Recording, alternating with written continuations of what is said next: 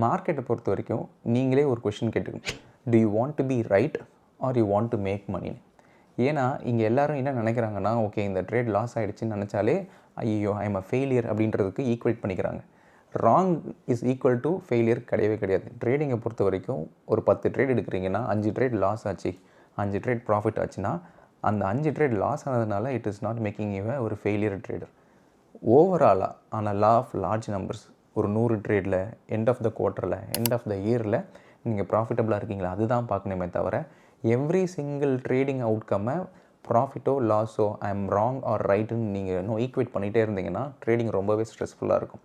So being wrong should be made normalised. இங்கே ராங்காக இருக்குன்றது வந்து எந்த ஒரு தப்புமே இல்லை. ஸோ ரைட்டாக இருக்கிறதுன்றதுனால நீங்கள் புத்திசாலியும் இல்லை, ராங்காக இருக்குன்றதுனால நீங்கள் முட்டாளும் கிடையாது. ட்ரேடிங்கோட அவுட்கம் மாறி மாறி வந்துகிட்டே தான் இருக்கும்.